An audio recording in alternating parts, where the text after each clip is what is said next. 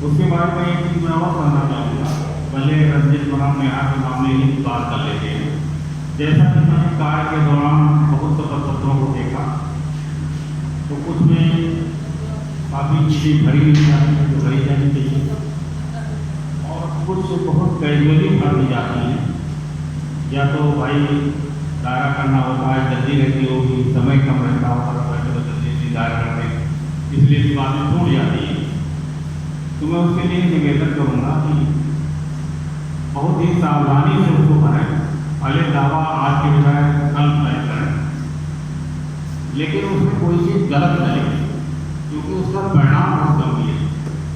क्योंकि उसी शपथ पत्र में लिखा रहता है, सत्यापन अगर आप पढ़ें गंभीरता से 7 साल तक की सजा हो सकती है, और कोर्ट के ऊपर जिम्मेदारी है कि कार्रवाई करें। और यदि इन शपथ पत्रों को जो है, चाहे प्राथमिक दाखिल करें चाहे विपक्षी दाखिल करें, अगर गलत भरा जाता है या गलत तथ्य किए जाते हैं तो इसके लिए आपराधिक कार्रवाई की जा सकती है। अगर ये पाया गया कि जानबूझकर किया गया है, और ये कोर्ट तय करेगी कि कार्रवाई की जानी चाहिए अथवा नहीं। तो इसकी लिए मैं बार बार निवेदन करूँगा कि इसको जरूर सावधानी से करें, इसलिए मैंने आने की जरूरत पड़ी। दूसरा जो अगस्त में जजमेंट हुआ है, मानव त्यागी बनाम गौरव त्यागी, इसमें माननीय उच्च न्यायालय ने जो रंजित बनाम नेहा के मामले में एफिडेविट जो दी जा रही थी, उसके साथ साथ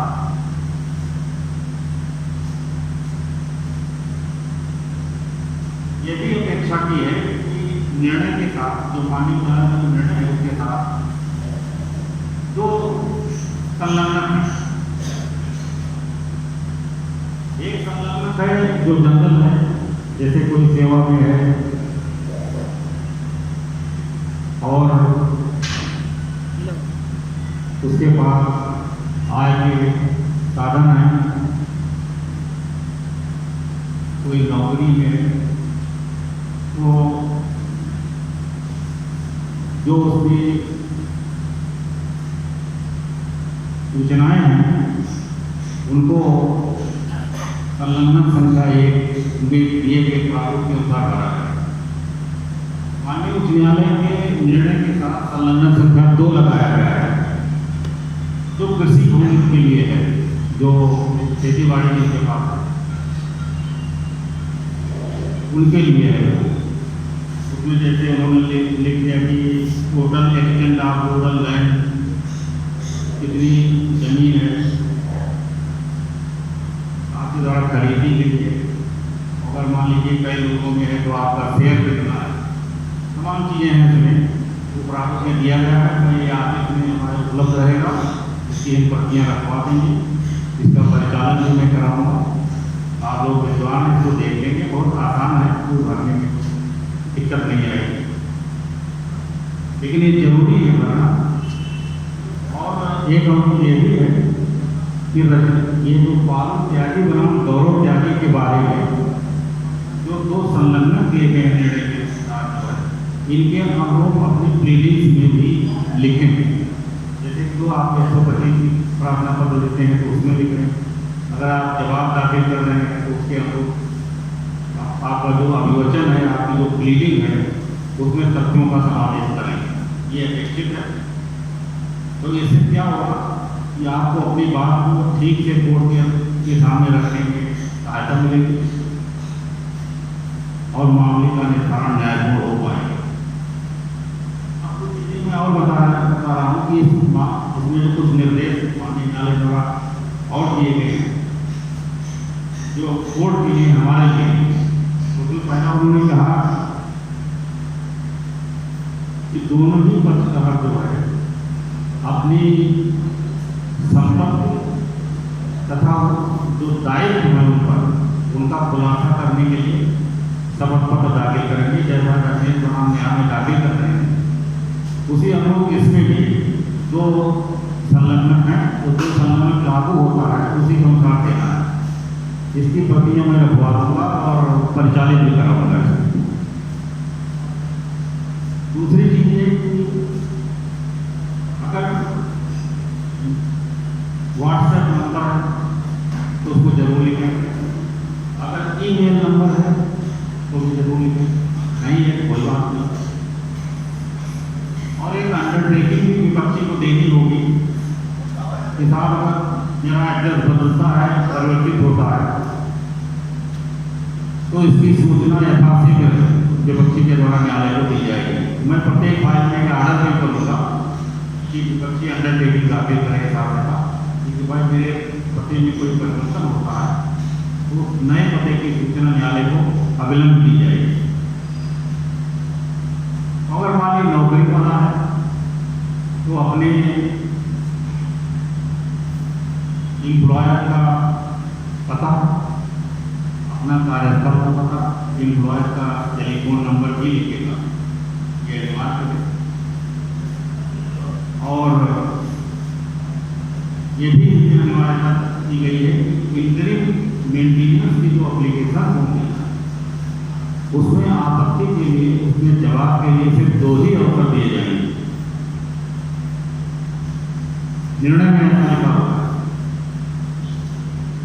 और इंटरिम मेंटेनेंस का निस्तारण दायर करने की तिथि से 6 महीने के अंदर किया जाएगा। ये मेरे लिए निर्देश है।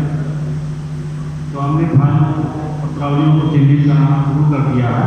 अभी उस स्तर पर अंतरिम भारत भवन प्रार्थना पत्रों का निस्तारण मेरे द्वारा किया जाएगा, मुहिम चलाकर, ताकि जल्दी से जल्दी उनका निस्तारण कर किया जाए।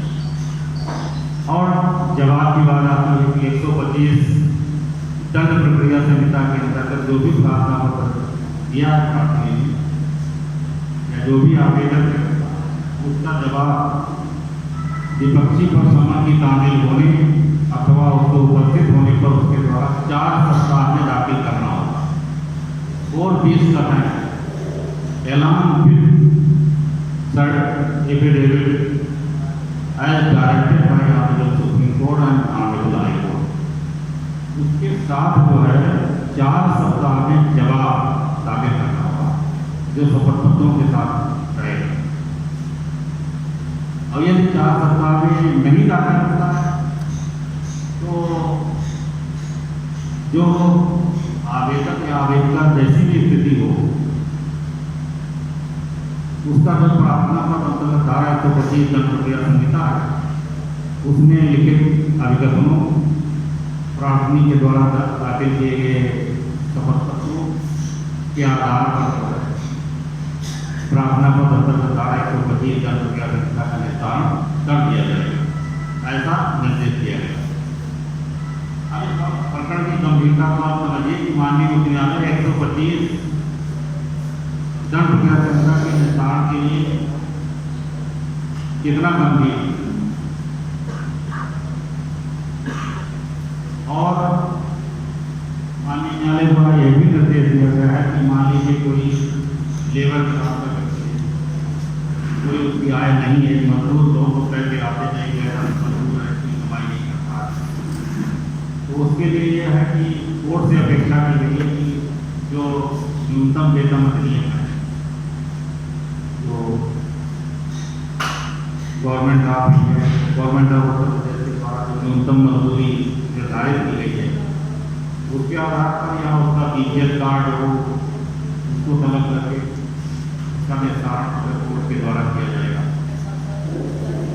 ऐसे ही अनेक निर्देश हैं, लेकिन मुख्यतः जो मैं बताने के यहाँ आया वो माननीय निर्णय के साथ वो संलग्न करेंगे उनके ऊपर जो है सूचना देनी है और उनमें लिखे गए तथ्यों के अनुरूप आपको अपना प्रार्थना पत्र अंतर्गत धारा 125 तैयार करना है, प्रस्तुत करना है और विपक्षी को उसी के अनुरूप अपना जवाब देना है। इन चीज़ों का ध्यान बहुत आवश्यक है। इसलिए मैंने महामंत्री जी से अनुरोध किया था कि आज के लिए भाई सबसे अनुरोध करें